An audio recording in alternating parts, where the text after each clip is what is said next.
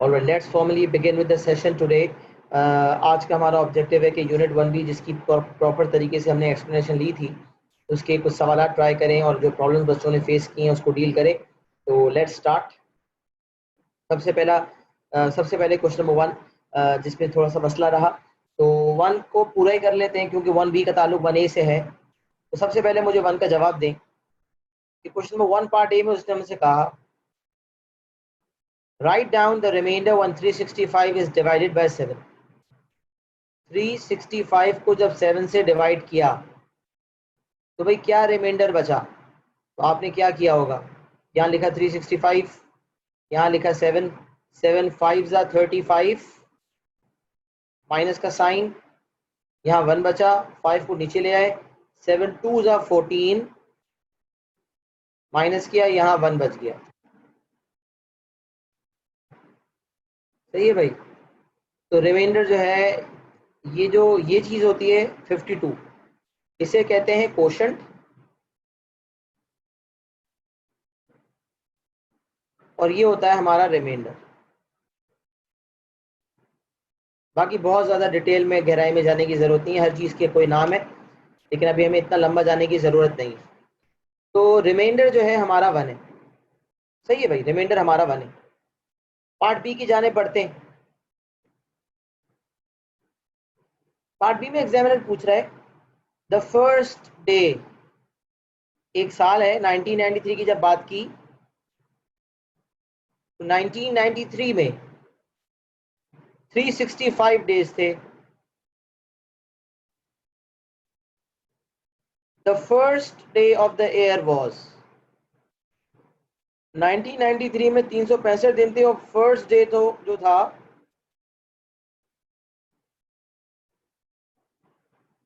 वो फ्राइडे था। सही है भाई, फर्स्ट डे जो था वो फ्राइडे था। तो कह रहे हैं on what day of the week did 1994 begin.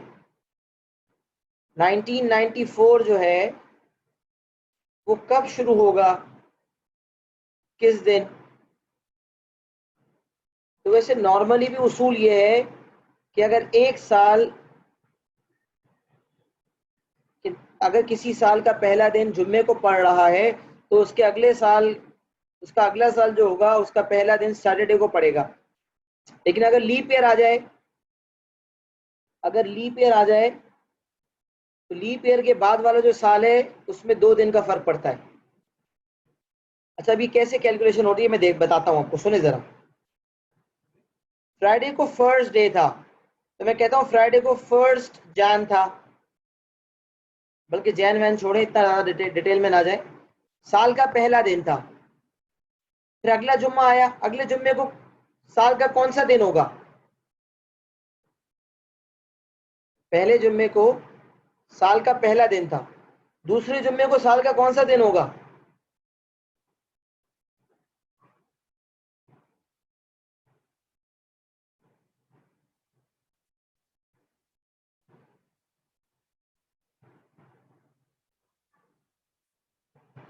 Eighth दिन होगा। सही है ना, 7 दिन बढ़ा दें, एट्थ दिन होगा। फिर 15th डे होगा, सेवेंथ नहीं, एट्थ। सेवेंथ गलत आंसर है।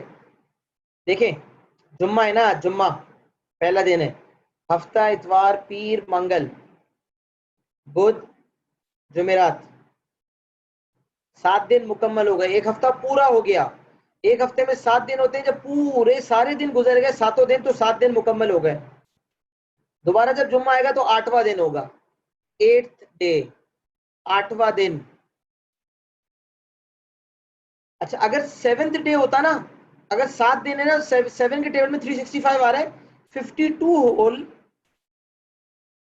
1/7, तो 52 वीक्स पूरे हैं। 52 वीक्स कितने भाई पूरे हैं, और एक दिन ज्यादा। 52 वीक्स पूरे हैं, 52 वीक्स का मतलब 52 वीक्स का मतलब पता है क्या होता है, 364 डेज। अच्छा अब सुने, पहली तारीख को जुम्मा, 8वीं तारीख को जुम्मा, फिर 15वीं तारीख को जुम्मा, इस तरह जाते जाएंगे ना, तो 365 डे जो है ना जुम्मा ही होगा। आपने ये सोचा होगा कि पहला दिन अगर जुम्मा है तो 7वां दिन जुम्मा होगा, इस हिसाब से 364th डे जुम्मा होगा, तो 365th डे जो है वो सैटरडे हो जाएगा, तो फिर अगला साल संडे को शुरू होगा। ये गलती होती है यहाँ पर। बच्चे क्या सोचते हैं कि 364 दिन का मतलब होता है 52 वीक्स। सही है। इस हिसाब से वो सोचते हैं कि साल खत्म होगा हफ्ते को, नया साल शुरू होगा इतवार को। ऐसा नहीं है। अगर साल में 365 दिन है ना, तो अगर फर्स्ट डे फ्राइडे था तो 365th डे, क्यों भाई, वन में और फर्स्ट डे में और 365th डे में कितना फर्क है? 364 डेज का फर्क है, और 364 डेज का मतलब होता है 52 वीक्स। तो जब एक जुम्मे से मैं आखिरी जुम्मे तक पहुंचा तो 52 वीक्स गुजर गए, तो 52 वीक्स का मतलब तो 364 डेज होता है। तो ये 365वां दिन इसलिए है क्योंकि जो जुम्मा था उस दिन भी तो पहला दिन था, फ्राइडे को तो फर्स्ट डे था ना। फ्राइडे को अगर साल खत्म हुआ होता तो बात अलग होती। फ्राइडे को साल का पहला दिन था, तो एक दिन तो वो ऑक्यूपाई हो गया, उसके अलावा 364 डेज मजीद, कुल मिला के 365 डेज। जुम्मे को साल शुरू हुआ, जुम्मे को ही साल खत्म होगा, और नया साल शुरू होगा सैटरडे को। इसका मतलब 1994 जो है वो कौन से दिन से स्टार्ट होगा? तो हमारा जवाब होगा सैटरडे। सही है भाई। ये 1 मार्क का सवाल था, इसके लिए काफी गहराई से समझाया गया।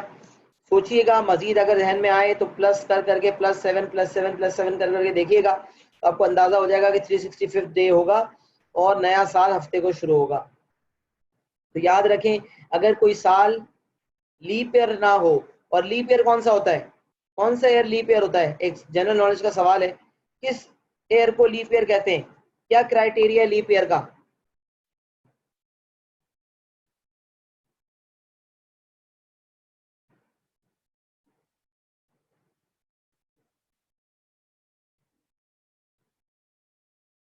बिल्कुल, कौन से साल ऐसे होते हैं जैसे जो लीप ईयर होते हैं? मुझे क्या आज पता है बैठ के कि कौन सा साल जो है लीप ईयर होगा?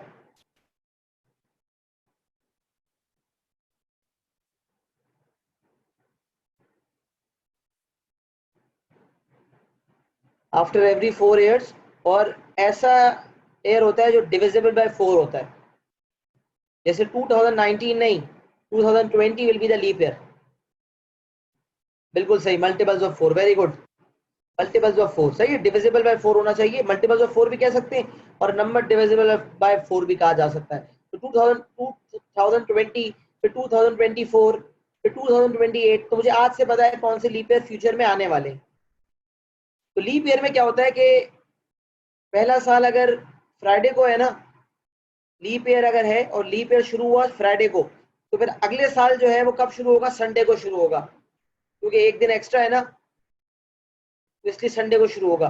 तो पहले एक साल से 2 साल के दरमियान 2 दिन का फर्क आ जाता है अगर लीप ईयर हो, वरना नॉर्मली एक दिन का फर्क आता है। साल का पहला दिन जुम्मे को था, अगला साल का पहला दिन हफ्ते को होगा, उससे अगले साल का पहला दिन संडे को होगा। लेकिन अगर लीप ईयर आ गया तो उससे अगला जो है मंगल को होगा। सही है ना? तो ये क्राइटेरिया है जो फॉलो होता है, और ये जनरल नॉलेज भी है और थोड़ा सा मैथमेटिक्स भी इन्वॉल्व है। अच्छा, अभी हमारा 1 का पार्ट भी जो है वो हो गया। चलिए क्वेश्चन 3 पार्ट बी की जाने पड़ते हैं। Question 3 part B.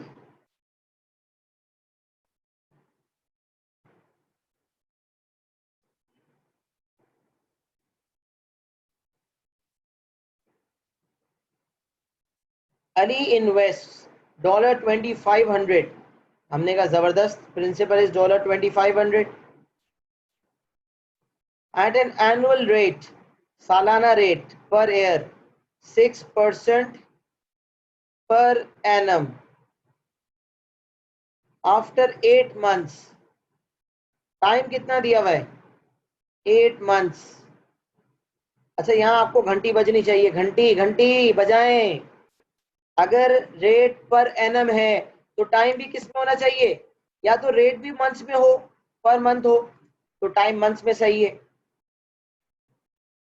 लेकिन अगर रेट पर एनम है तो फिर टाइम को भी मंथ से ईयर में करना होगा, और मंथ से ईयर में जाने के लिए डिवाइडेड बाय 12 करते हैं। किसी को अगर ये बात समझ ना आ रही हो कि मल्टीप्लाई करना होता है या डिवाइड, तो एक साल में 12 महीने होते हैं, तो 12 मंथ्स का मतलब होता है 1 ईयर। तो 8 मंथ्स का मतलब क्या होगा, एक्स ईयर। क्रॉस मल्टीप्लाई किया तो आपके सामने पिक्चर आ जाएगी 12x equals to 8, x is equals to 8 upon 12। तो ये वही चीज हो जाएगी जो मैं डायरेक्ट कर रहा हूं। तो मैंने कहा ये टाइम जो है 8 मंथ्स जो है, ये 8 अपॉन 12 यानी कि 2 अपॉन 3 ईयर्स है। वो कह रहे हैं after 8 months he withdraws all the money, how much does he receive. तो सवाल क्या पूछ रहा है, क्या सवाल ये पूछ रहा है कि इंटरेस्ट कितना मिलेगा? सवाल कह रहा है टोटल अमाउंट कितनी मिलेगी। तो अमाउंट का फॉर्मूला होता है प्रिंसिपल प्लस सिंपल इंटरेस्ट। तो $2500 जो प्रिंसिपल है वो तो उसे मिलेगा ही मिलेगा, साथ साथ उसे इंटरेस्ट भी मिलेगा। तो सिंपल इंटरेस्ट निकाल लेते हैं। P 2500 R6 time 2 upon 3 upon 100, PRT upon 100। अच्छा यहाँ 3 1 जा 3, 3 2 जा 6। कौन सा सवाल है, पेपर 1 का सवाल है, विदाउट कैलकुलेटर होगा, रेफरेंस देखा करें। जून 2000 पेपर 1/1 क्वेश्चन 1, जून 2000 पेपर 1 क्वेश्चन 2, नवंबर 2000 पेपर 1 क्वेश्चन 6। पहले जो है वो पेपर लिखा हुआ है, उसके बाद क्वेश्चन नंबर लिखा हुआ है, ये क्वेश्चन है एंड में, और ये पेपर है। सही है, तो पेपर 1 है ये, दिस वन मीन्स पेपर 1। अच्छा भाई, अब मल्टीप्लाई करते हैं 2500 into 2, 5000, 5000 into 2, 10,000, 10,000 upon 100। Without calculator करें 2500 इंटू 2 5000, 5000 इंटू 2 10,000, 10,000 अपॉन 100 कितना हो गया भाई, 100। इंटरेस्ट कितना मिला भाई, $100। तो टोटल अमाउंट जो उसे मिली वो कितनी थी, 2500। उसकी अपनी अमाउंट जो उसने इन्वेस्ट की थी 100 रुपए इंटरेस्ट, $100। कुल मिला के उसके उससे मिले $2600, $2600। सही है भाई, बड़ा ही आसान सवाल था। PRT upon 100, that's it.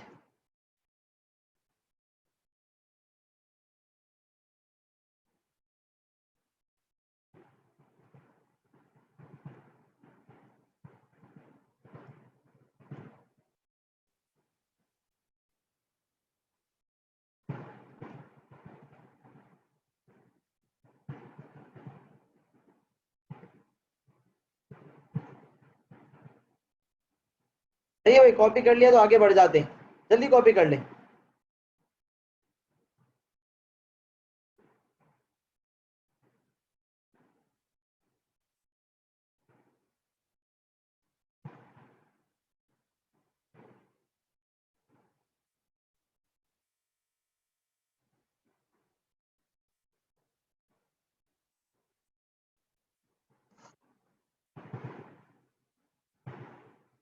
अगर आप 2/3 को डेसिमल में कन्वर्ट करते हैं तो ये गलती है, क्योंकि ये नॉन एग्जैक्ट आंसर आ जाएगा।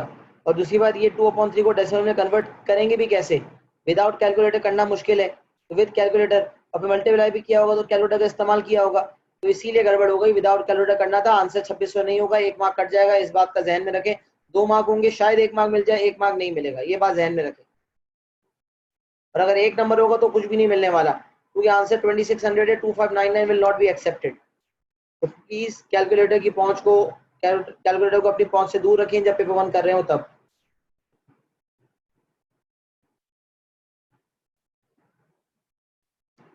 सही है भाई, आगे बढ़ते हैं।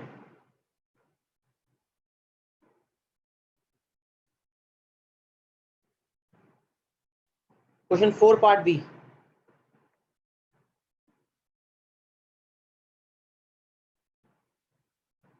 A vertical post of height 1.5 meter and a vertical flagpole of height 7.5 meter stand on a horizontal ground. Vertical post of height 1.5 and a vertical flagpole height 7.5 stand on a horizontal ground. Express the height of the post as a percentage of the height of the flagpole.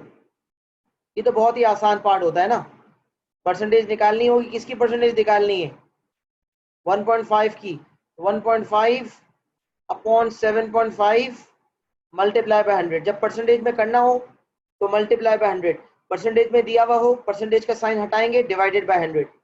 To convert into percentage we multiply by 100। जिस चीज को percentage में करना है उसे numerator में लिखते हैं और टोटल डिनोमिनेटर में आता है। तो express the height of the post as a percentage of the height of the flagpole. इस अंग्रेजी का मतलब क्या है, पोस्ट की हाइट ऊपर रखेंगे और फ्लैग पोल की हाइट को नीचे रखेंगे और मल्टीप्लाई बाय 100 कर देंगे। सही भाई, post upon flag pole multiply by 100। अच्छा जी, पार्ट बी की जाने पढ़ते हैं। At a certain time of day the flag pole cast a shadow of length 6। ये जो फ्लैग पोल है ना, ये फ्लैग पोल है, इसका शैडो 6 का है। तो बताओ कि जो पोस्ट है इसका शैडो कितना होगा। अच्छा एक बात बताएं, ये है हाइट 1 और ये है हाइट 2, तो ये है शैडो 2 और ये है शैडो 1। तो हाइट 1 हाइट 2 का कितना परसेंट है, हाइट 1 अपॉन हाइट 2 इंटू 100 जब हमने किया था तो पार्ट ए में कुछ आंसर आया था ना, और वो आंसर आया था आपका 20%। तो हाइट 1 अपॉन हाइट 2 जब किया था तो 20% आया था। तो इसका ये मतलब है कि S1 अपॉन S2 भी जब करेंगे और मल्टीप्लाई बाय 100 करेंगे तो यकीनन 20% आना चाहिए।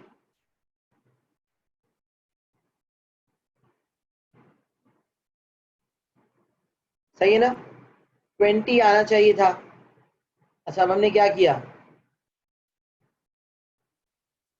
ये 100 यहाँ डिवाइड हो गया, तो S1 अपॉन S2 जो है वो हो जाएगा 20 अपॉन 100।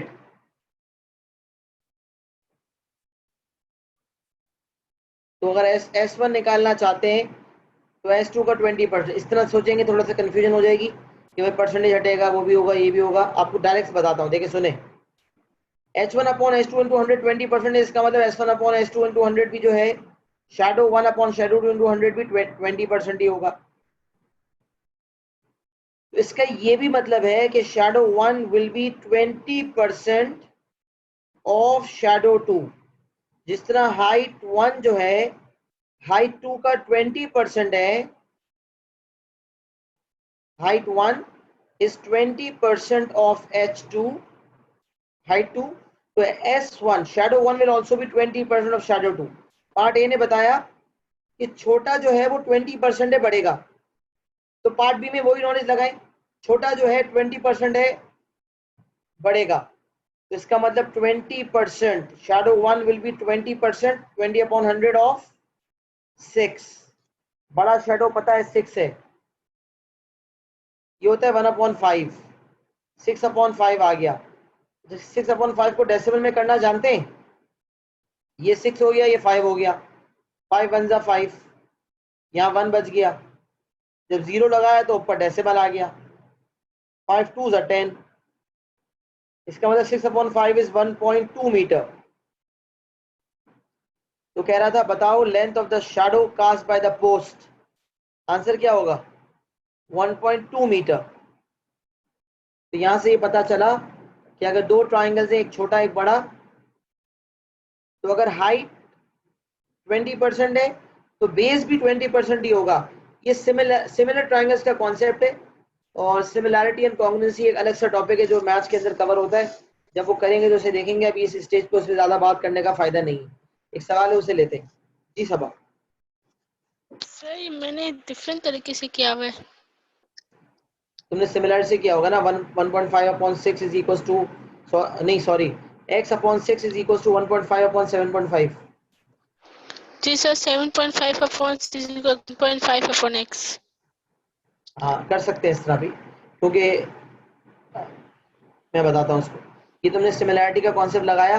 सिमिलैरिटी का कॉन्सेप्ट कहता है कि कॉरस्पॉन्डिंग साइड्स का रेशियो सेम होता है, तो जो बेसिस का रेशियो होगा वही हाइट्स का रेशियो होगा।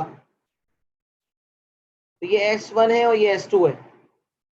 तो मैं यहाँ एक चीज लिख रहा हूँ यहाँ पर, सब देखें उसे, कि जो रेशियो S1/S2 का होगा वही रेशियो H1/H2 का भी होगा। तो पार्ट बी को करने का एक और भी तरीका था कि S1/S2 will be equal to H1/H2।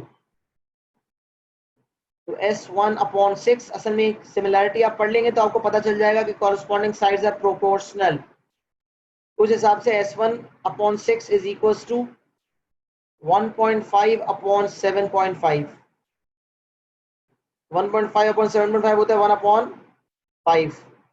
तो S1 हो जाएगा 6/5, जिसका आंसर आ जाएगा 1.2। कहने को ये ज्यादा बेहतर और आसान तरीका है, लेकिन अब तक हमने सिमिलैरिटी नहीं पढ़ा, इसलिए मैंने इस मेथड की तरफ तवज्जो नहीं दिलवाई, वरना मैं यही मेथड करवाता। तो अभी ये मेथड करवाने की वजह ये थी कि हमें परसेंटेज की डीलिंग हमें पता चल गई, तो उसी हिसाब से भी हमने देख लिया इस सवाल को। वरना सिमिलैरिटी जब भी किया हुआ होगा तो ये चीज और आसान हो जाएगी, और कैसे करनी थी ये मैंने आपको बता दिया।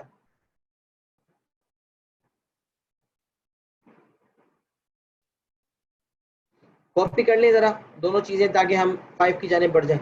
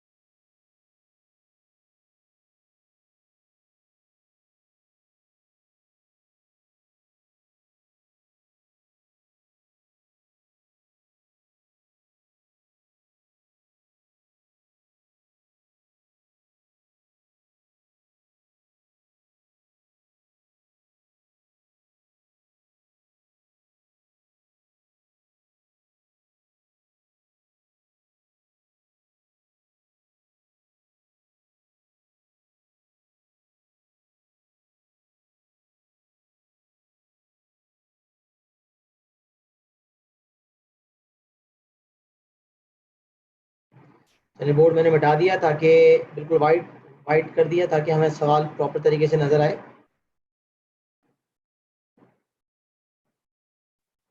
अच्छा, क्वेश्चन नंबर 5 की जाने बढ़ते हैं। क्वेश्चन 5 देखते हैं।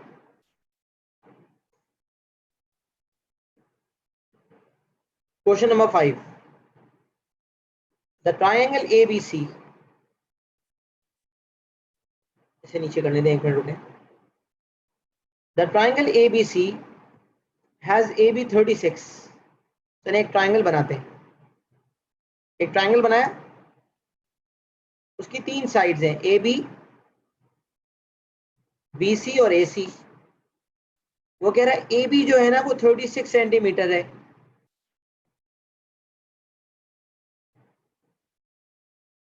Part A, P is the point on the side AB। बहुत गौर से सुने, कॉन्सेप्ट ऐसा बना है कि एक सवाल करने के बाद 10 सवाल खुद कर सकते हैं आप। कॉन्सेप्ट ऐसा डेवलप करें कि एक सवाल करवाऊं, 10 सवाल आप खुद करके बताएं। बहुत गौर से सुना करें। एक ट्राइंगल है ABC जिसमें AB की लेंथ है 36। P is the point on AB where AP ratio PB is 5:4, तो हमने अंदाजे से मार्क कर लिया एक पॉइंट P, ये पॉइंट P है हमारा। वो कह रहे AP और PB का जो रेशियो है ना वो 5:4 है, मतलब अगर AP 5 है तो PB जो है वो 4 है। तो लास्ट क्लास में ही बताया था कि ये रेशियो का मतलब होता है पार्ट्स। इसका मतलब पूरे A से लेकर B तक कितने पार्ट्स हैं, तो मैं कह रहा हूं A से लेकर B तक कितने पार्ट्स हैं, तो आप जवाब देंगे सर कुल मिला के 5 + 4 9 पार्ट्स हैं। तो अब मैं कहूं कि अगर एक पार्ट की वैल्यू बताओ तो क्या कहोगे, तो आप कहेंगे सर 36 सेंटीमीटर 9 पार्ट्स की वैल्यू है। एक पार्ट की वैल्यू निकालने के लिए डिवाइडेड बाय 9 कर देते हैं, 36/9 करेंगे तो 4 सेंटीमीटर आ जाएगा। एक पार्ट की वैल्यू 4 सेंटीमीटर है, तो मैं लिख देता हूं 4 सेंटीमीटर पर part.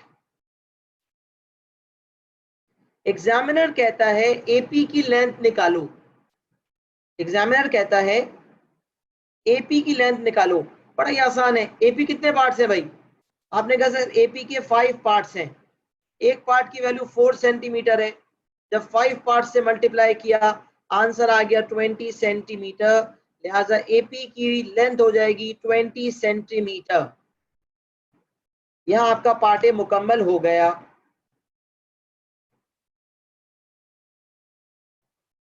The length of BC is 10 centimetre less than the length of AB। बहुत गौर से सवाल पढ़े, ये हर मुख्तलिफ सवाल में कुछ मुख्तलिफ हो रहा है। और एक चीज ध्यान में रखें, ये पेपर 2 का सवाल है, लिहाजा कैलकुलेटर अलाउड है, कैलकुलेटर इसकी सवाल में अलाउड है। तो अपने हाथ में कैलकुलेटर रखें ताकि जब मैं कुछ कैलकुलेशंस करवाऊं तो आप कर सकें। Part B, the length of BC is 10% less than the length of AB। AB की लेंथ से 10% कम जो है वो BC की लेंथ है, मतलब AB की लेंथ में जब 10% माइनस किया तो BC की लेंथ आई।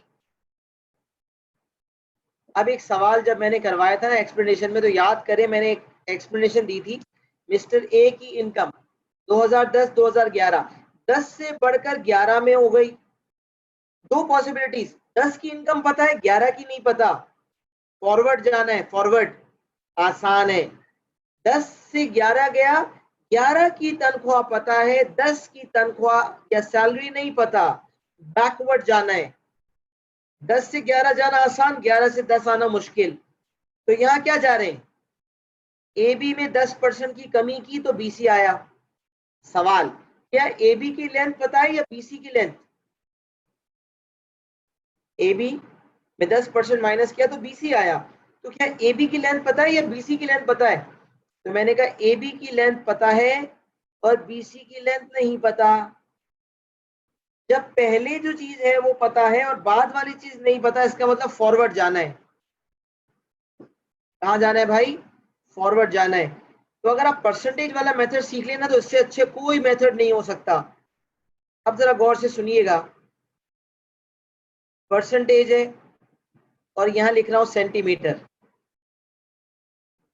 ओरिजिनल जो परसेंट होती है ना वो हमेशा 100 होती है, जहां से शुरुआत हुई AB से शुरुआत हुई, तो AB की परसेंटेज है 100, AB की परसेंटेज है 100, फिर 10% की कमी आई तो 90% बच गई लेंथ। ये किसकी है, BC की। AB की लेंथ 100%, 10% की कमी, BC की लेंथ हो गई 90%। अब मुझे कौन सी चीज पता है, AB वाली चीज पता है, कितनी है AB 36, और BC वाली चीज चाहिए तो X। एक तरीका तो ये होता है कि आप यूनिटरी अप्रोच सीख लें तो आपकी जिंदगी आसान। ओरिजिनल परसेंट हमेशा 100 होती है, फिर जो इजाफा या डिक्लाइन आया है उसे माइनस या प्लस करके नई परसेंटेज निकाल लें और क्रॉस मल्टीप्लाई वाला मेथड इस्तेमाल कर लें। जो परसेंटेज तो हमने निकाल ली, जिस परसेंटेज के सामने वाला फिगर पता है उसे रखे, क्रॉस मल्टीप्लाई करें, आंसर आ जाएगा। तो यहाँ हमारा आंसर क्या आएगा, 100x = 36 मल्टीप्लाई बाय 90। अब जरा इसे कैलकुलेट करें।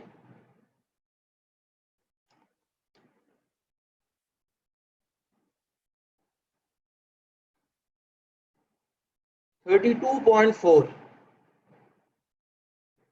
x आ गया 32.4 सेंटीमीटर। एक मिनट वेट, सही है, बेस्ट है। इसका मतलब x तो BC की लेंथ थी, इसका मतलब BC की लेंथ हो जाएगी 32.4 centimetre. The length of BC is 10 centimetre less, तो BC की लेंथ आ गई 32.4 सेंटीमीटर। अच्छा, अगला पार्ट देखते हैं, part C। The length of AB is 20% greater than length of CA। बोल रहे CA की लेंथ में जब मैंने +20% किया तो AB की लेंथ आई। देखिए यहां ओरिजिनल चीज थी AB, ओरिजिनली AB था और नई चीज निकालनी थी तो मैं फॉरवर्ड जा रहा था। अब मैं CA ओरिजिनल चीज है और ओरिजिनल चीज की परसेंटेज हमेशा 100% होती है।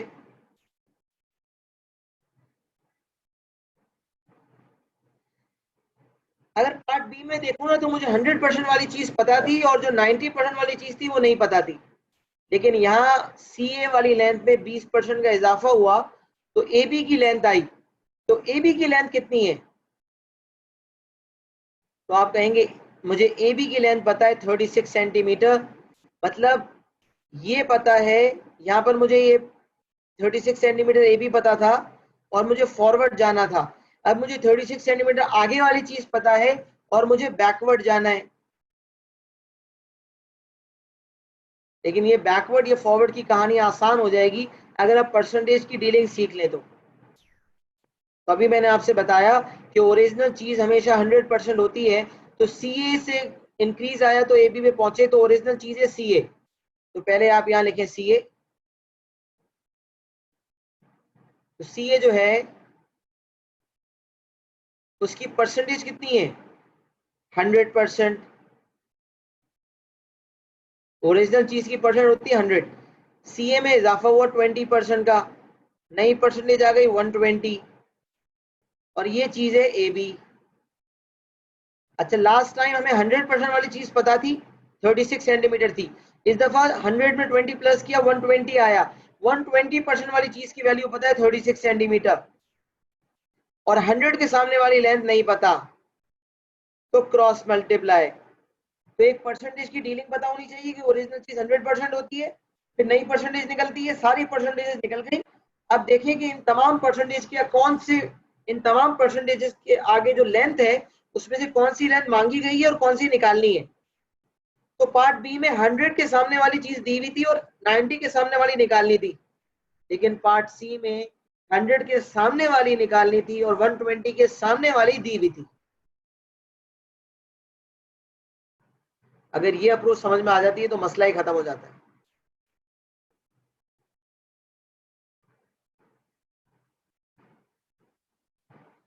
एक्स का आंसर आ जाएगा 30।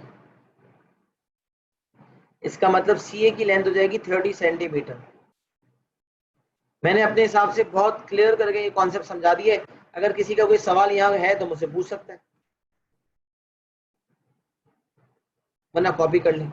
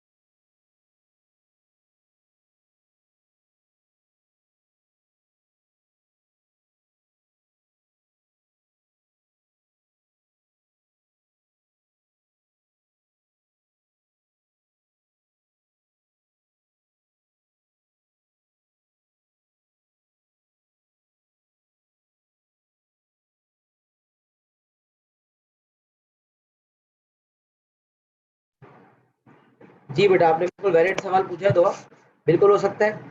आपने कहा ओरिजिनल चीज एक्स है, फिर उस पर 20% ऑफ एक्स लगा, x plus 20% of x is equal to, जैसे हमने सीखा था वहां इनकम वाले सवाल में, बिल्कुल इसी तरह ओरिजिनल वैल्यू नहीं पता तो उसे x कह दिया, और परसेंटेज हमेशा ओरिजिनल वैल्यू पे लगती है। तो x plus 20% of x is equal to 36। इसका भी आंसर ये हो जाएगा 20% का मतलब होता है 0.2, तो 1x plus 0.2x is 1.2x is equal to 36 and x is equal to 36 upon 1.2। बिल्कुल मैंने इनकम वाला सवाल समझाया था, इसी अप्रोच से सिखाया था कि x इन्वॉल्व करके करना है। ओरिजिनल वैल्यू x है, x में 20% ऑफ x प्लस किया तो 36 आ गया, x की वैल्यू आ गई, यहाँ से भी 30 आ जाएगी, क्योंकि percentage is always applied on original value, तो हमें ओरिजिनल नहीं पता। अच्छा, यहाँ भी हमारे पास दूसरा तरीका था पार्ट बी के लिए, 10% ऑफ 36, 3.6 आ गया, 36 में 3.6 को माइनस कर दिया तो 32.4 आ गया। तो ये 10% किस पे अप्लाई हुआ? ओरिजिनल पे अप्लाई हुआ, 36 पे। अब यहाँ 20% अप्लाई होता तो किस पे होता? ओरिजिनल पे। ओरिजिनल तो पता नहीं था, तो मैंने कह दिया x। सही है ना? तो फिर मैंने क्या कहा,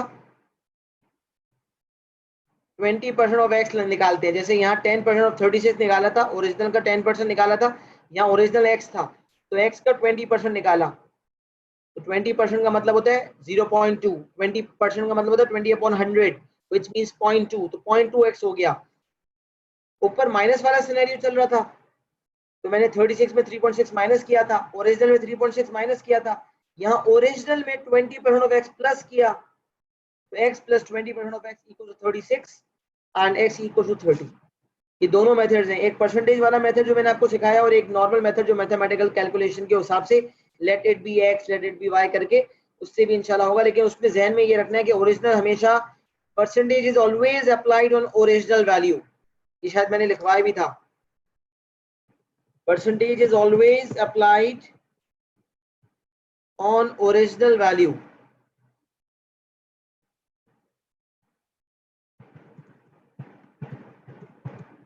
सही है ना? ये चीज हमने लास्ट क्लास में शायद देखी, लास्ट क्लास में इनकम देखा था तो मैंने करवाया था। एक let me check it out.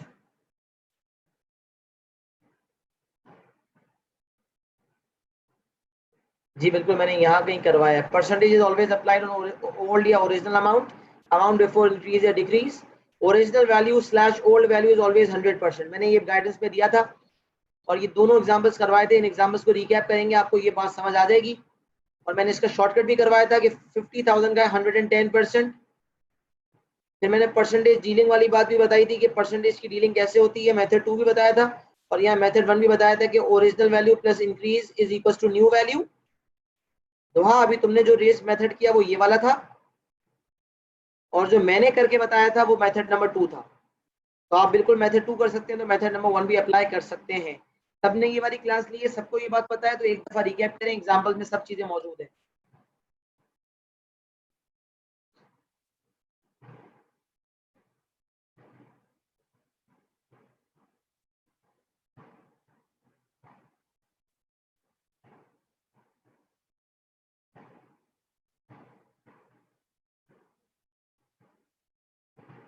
Question 6 बड़ा ही आसान सवाल, रेशोस का सिखाया भी मैंने, रेशो की डीलिंग देखते चले। A rope is cut into 2 pieces in the ratio 3:2। Ratio क्या है? 3:2। कितने पार्ट्स हो गए? वैसे तो 5 पार्ट्स है, लेकिन देखते हैं दिया हुआ क्या है। टोटल लेंथ दी होती है ना तो 5 पार्ट्स होते। एग्जामिनर कह रहा है longer piece is 9.6 metre long, जो बड़ा वाला पीस है उसकी लेंथ 9.6 है। तो मुझे बता सकते हैं यहाँ जो बड़ा वाला पीस है उसके कितने पार्ट्स हैं? 5 पार्ट्स हैं। 3:2 में 2 पीसेस कटे हुए। तो बड़ा वाला जो पीस है ना उसके कितने पार्ट्स हैं?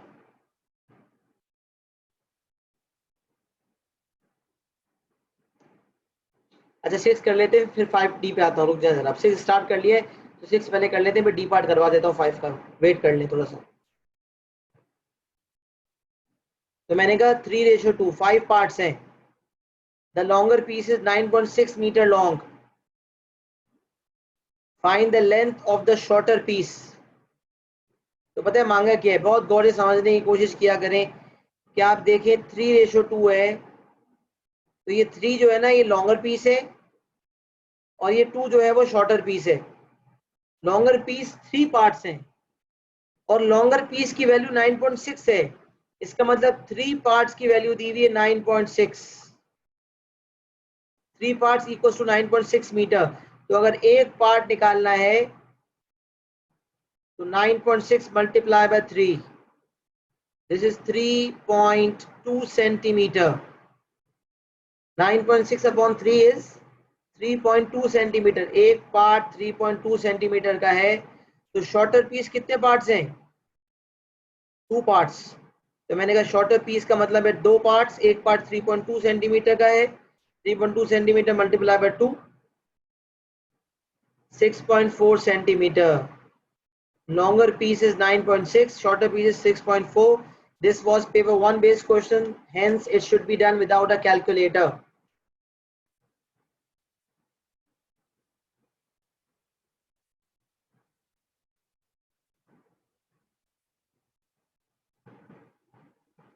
स्क्रीन नजर नहीं आ रही क्या? सबको नजर नहीं आ रही क्या? बाकी सबको नजर आ रही है स्क्रीन?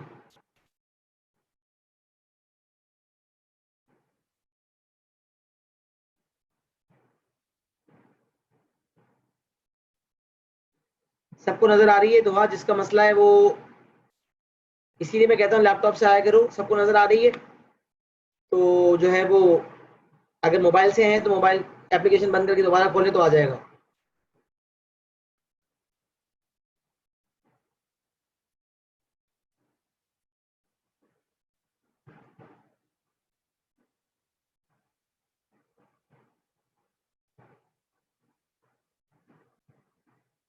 अच्छा जी, तो क्वेश्चन नंबर 6 में हमने क्या कहा कि 3:2, 5 पार्ट्स हैं। 5 पार्ट्स की, लेकिन 5 पार्ट्स करने का मकसद इसलिए नहीं था कि अगर टोटल लेंथ दी होती तो मैं कहता 5 पार्ट्स की ये वैल्यू है। उसने टोटल लेंथ नहीं दी, उसने कहा लॉन्गर पीस की वैल्यू 9.6 है, तो 3 पार्ट्स की वैल्यू 9.6 है, तो एक पार्ट की वैल्यू आ गई 3.2। 2 पार्ट्स की वैल्यू, शॉर्टर पीस की वैल्यू निकालनी है। शॉर्टर पीस 2 पार्ट्स है, तो 2 पार्ट्स की वैल्यू हो जाएगी 3.2 मल्टीप्लाई बाय 2 विच इज 6.4। सही भाई, डिटेल में हमने ये बात डिस्कस कर ली।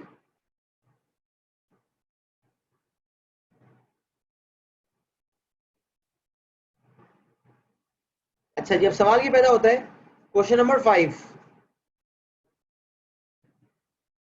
विच इज द, पार्ट डी हमने नहीं किया था क्वेश्चन नंबर 5 का। 6 भी हमने कवर कर लिया, 5 का ए बी सी सब कवर कर लिया। डी हम देख लेते हैं, गलती से छोड़ दिया था, उस डी को देख लेते हैं।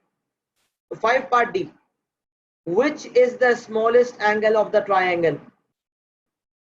तो सी ए की लेंथ क्या आई थी जरा बताएं? 30 सेंटीमीटर आई थी। सबसे छोटा एंगल कौन सा है? ट्राइंगल का उसूल याद रखें, 36 के सामने उसका एंगल होगा, 30 के सामने उसका एंगल होगा, 32.4 के सामने उसका एंगल होगा। ट्राइंगल का उसूल ये है कि जो साइड होगी उसके सामने उसका एंगल होगा। सबसे छोटा एंगल उस साइड का होगा जो सबसे छोटी साइड होगी। सबसे छोटी साइड सबसे छोटा एंगल, सबसे बड़ी साइड सबसे बड़ा एंगल। तो यहाँ पर ए बी सबसे बड़ी साइड है, लिहाजा ए बी के सामने जो एंगल सी है वो लार्जेस्ट है, और 30 सबसे छोटी साइड है, लिहाजा 30 के सामने जो एंगल है वो शॉर्टेस्ट है। मैंने क्या कहा, विच इज द स्मॉलेस्ट एंगल? तो मैं कहूंगा एंगल ए बी सी। अच्छा, एबीसी इस तरह लिखूं या एंगल एबीसी इस तरह लिखूं? दोनों तरीके से लिख सकते हैं। एंगल का साइन पहले बना दें या एंगल का साइन बीच में बनाएं। जिस एंगल को कवर किया जा रहा होता है, सिर्फ एंगल बी भी लिखा जा सकता था, फर्क नहीं पड़ता, सिर्फ एंगल बी भी कह सकते थे। बहरहाल नॉर्मली आगे हम जब टॉपिक्स पढ़ेंगे तो उसमें हमें पूरे नाम देने होंगे, तो इसलिए तरीका बेहतर यही है।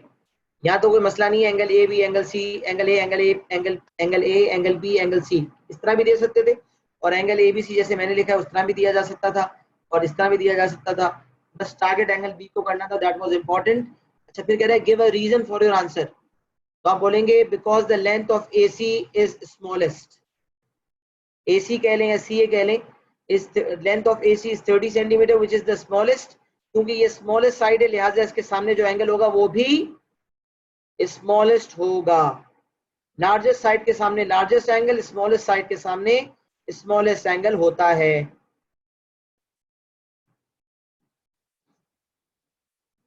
हर सवाल कुछ ना कुछ सिखा के जाता है और बहुत कुछ सीखते हैं हम हर सवाल से।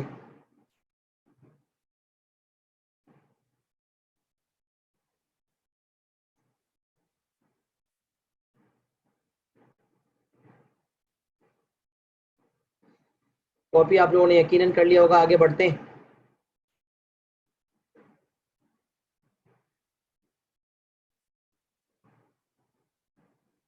$7A, $9B,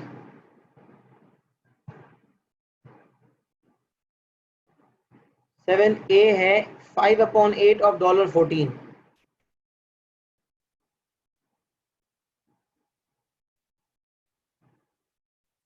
5/8 ऑफ का मतलब होता है multiply, 5/8 of means multiply, 5/8 of 14। Paper 1 का सवाल है, कैसे निकालें? कैंसिलेशन करें, 2 4 8, 2 7 14, 5 7 35, 35/4। और इसे अगर डेसिमल में कन्वर्ट करना चाहते हैं तो यहाँ आप कैलकुलेशन कर लें, 35 है, 4 है, 4 7 नहीं 4 8 32,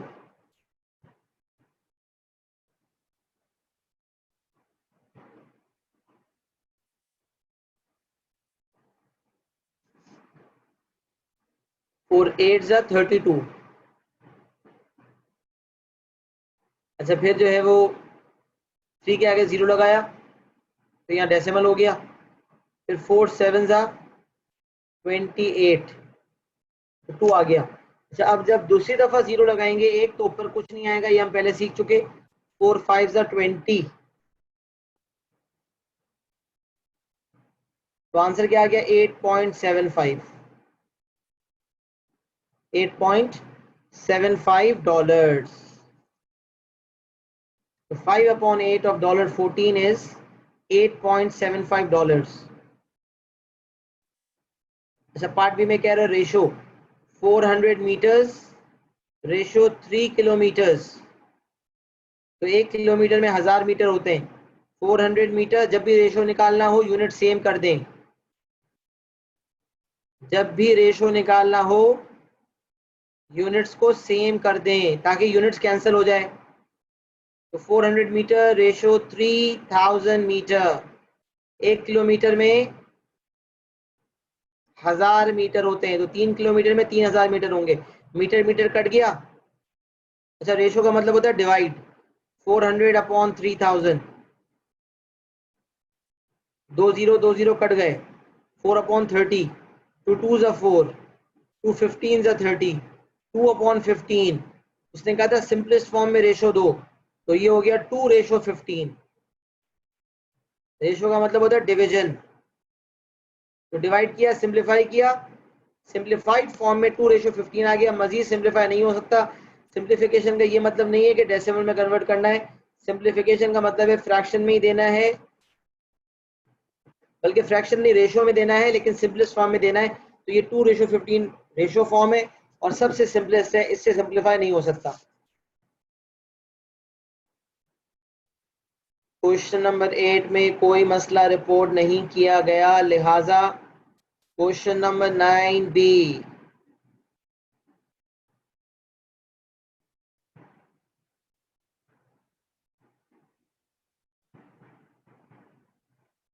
क्वेश्चन 9B,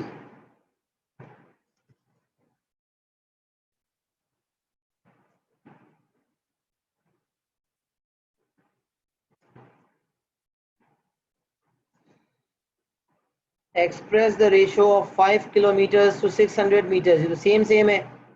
9B तो बिल्कुल जैसे ऊपर किया था बिल्कुल वैसे ही करना है, that is it. 9B is same as 7B।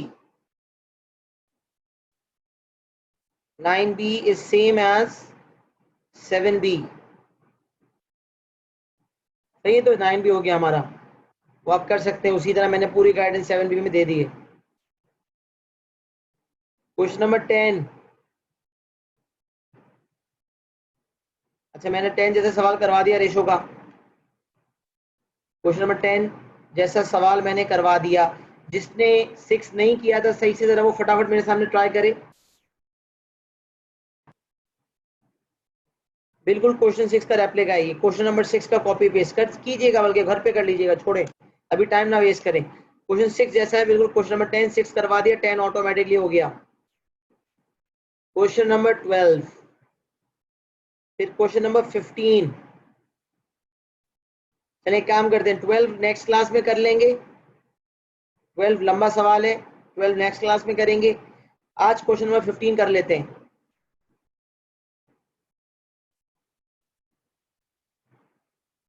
बाकी 16 वगैरह भी ट्राई कीजिएगा, देख लेंगे, नहीं होगा तो अगली क्लास में देख लेंगे। 18 19 देख लेंगे, सही है। अभी आज 15 देख लेते हैं, सही है। Question number 15। क्वेश्चन 12 पूरा करवाऊंगा इंशाल्लाह नेक्स्ट क्लास के अंदर। ट्राई कीजिएगा, जिन पार्ट से मसला हो 12 के मुझे बता दीजिएगा, उसको देख लेंगे या पूरा सवाल देख लेंगे। क्वेश्चन नंबर 12 आप लोग ट्राई जरूर कीजिएगा, ताकि आप लोग को पता हो कि आप लोग कहाँ स्टैंड करते हैं। पेपर 2 का पूरा सवाल है, क्वेश्चन नंबर 12 फुल लेंथ, तो we should be knowing how to do it. Question number 15।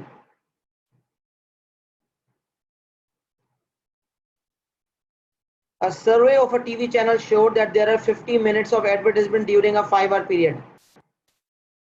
बोल रहे जब 5-hour पीरियड है तो एडवर्टाइजमेंट कितनी है? 50 minutes. This is the period and this is the advertisement.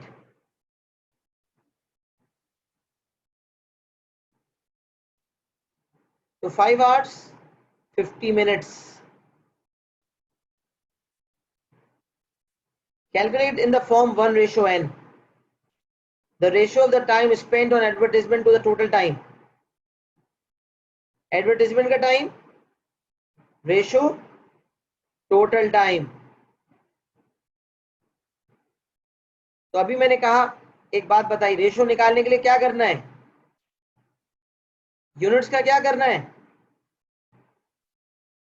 Units को सेम करना है। तो या तो सबको आवर्स में कर दें या सबको मिनट्स में। याद रखें, आर को मिनट में करना आसान है, मिनट को आवर्स में करना मुश्किल है, क्योंकि फ्रैक्शन इन्वॉल्व हो जाएगा। तो बड़े यूनिट से छोटे यूनिट में आ जाया करें, वो ज्यादा बेहतर है। अगर बड़े यूनिट से छोटे यूनिट में आते हैं तो मल्टीप्लाई करते, और छोटे यूनिट से बड़े यूनिट में जाते हैं तो डिवाइड करते हैं। ये नॉर्मल सा उसूल है। बड़े यूनिट से जब big unit to small unit आते हैं ना, तो वी मल्टीप्लाई, जो भी कन्वर्जन होती है उसको। और व्हेन स्मॉल टू बिग होते हैं ना, तो डिवाइड करते हैं। तो डिवीजन से ज्यादा आसान मल्टीप्लिकेशन है, तो बिग को स्मॉल बना देते हैं। तो 5 आवर्स टोटल टाइम है। 1 घंटे में 60 मिनट, 5 घंटे में 300 minute, 300 minutes. Advertisement 50 minutes, minutes cut गया, 50 रेशो 300, 1:6,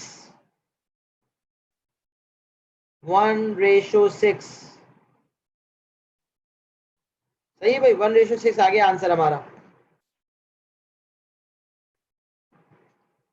ये 15 पार्ट ये हो गया हमारा। देखिए 6:1 is not the right answer, 1:6। देखिए क्या कहा, ratio of the time spent on advertisements to the total time.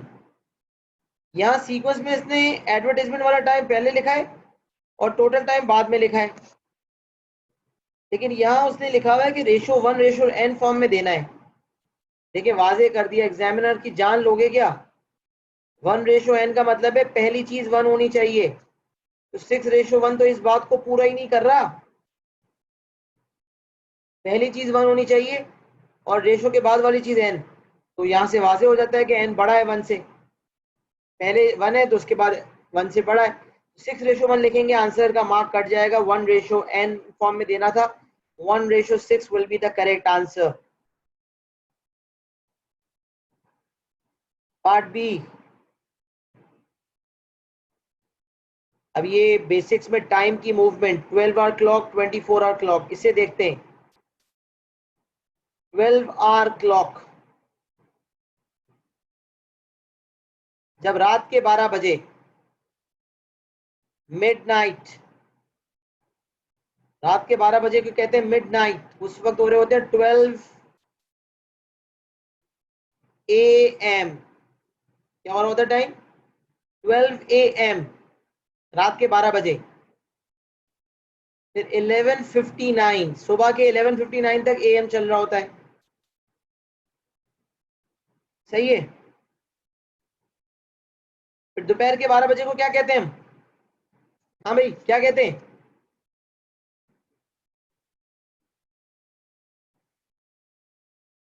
जब 12 PM, और इसे बुलाते क्या है? नून कहते हैं ना,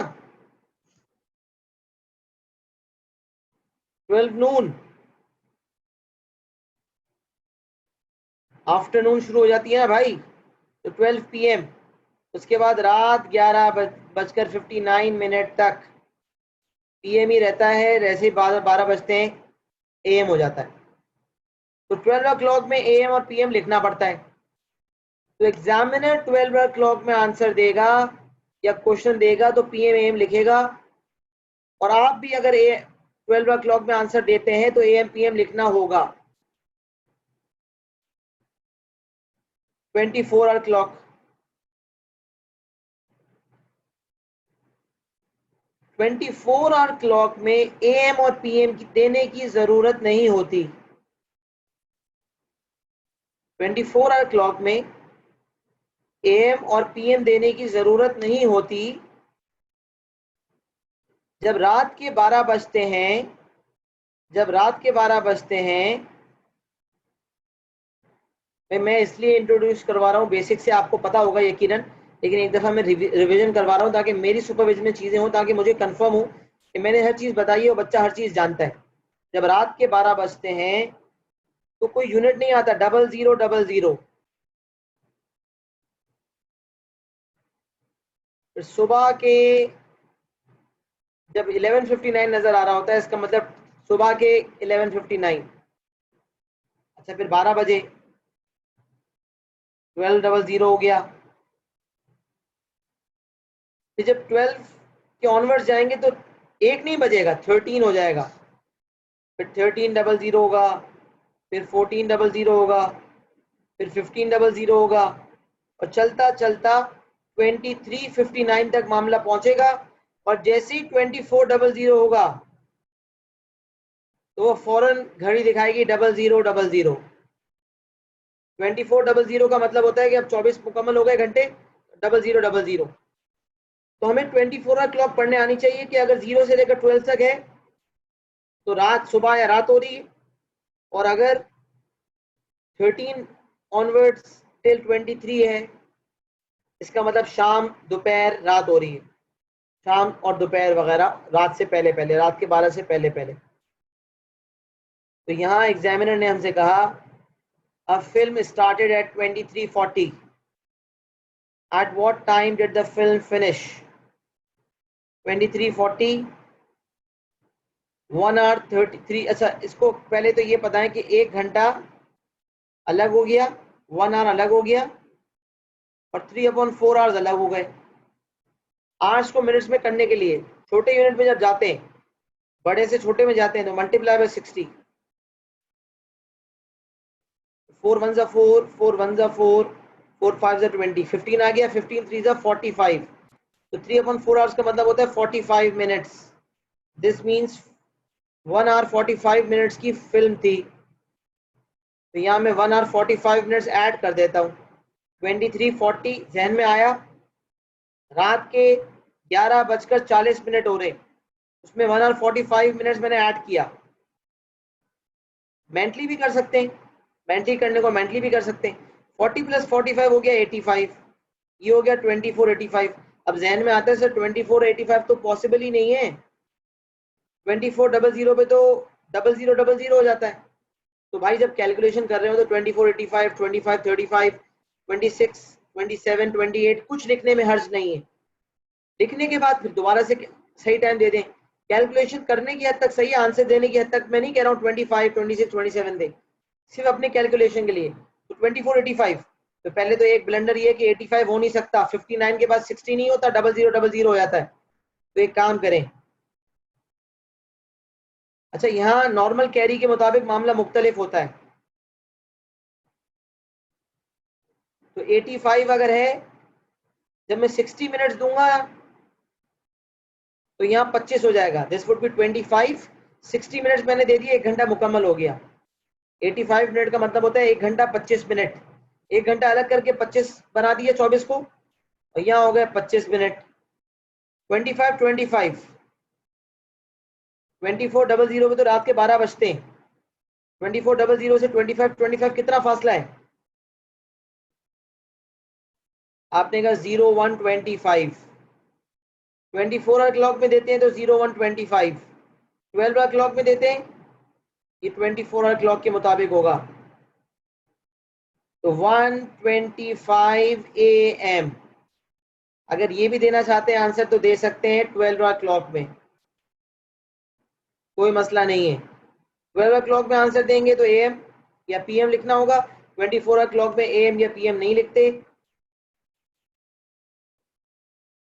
तो ये टाइम की थोड़ी सी गुफ्तगू थी जो हमने की। इसके आगे अगर कहीं आप टाइम के सवाल देखें तो आपको करना आना चाहिए, you should be able to do it, right. हमने इन डिटेल काफ़ी ये चीज़ कवर कर ली है और यकीनन आपने कॉपी भी कर ली होगी। इंशाल्लाह अगली क्लास तक आप जो है वो, अब हम तकरीबन 15 तक तो पहुंच ही गए, खाली 12 ही छोड़ा हमने, बाकी तो हो गए। तो अब बस सवाल करें भरपूर, 35, 40 जितने सवाल दिए 42 तक ख़त्म करें, निपटा दें।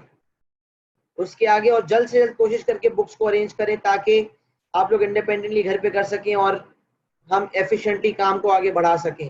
कोशिश करनी है कि पूरे ग्रीन पास पेपर्स जो हैं, जैसे 15 साल के पास पेपर्स हैं, पूरे हम मुकम्मल करें ताकि हमारी बेहतरीन तैयारी हो जाए। सही है भाई? तो मिलते हैं इंशाल्लाह अगली क्लास में, तब तक के लिए अपना वो ख्याल रखिएगा। अल्लाह हाफिज।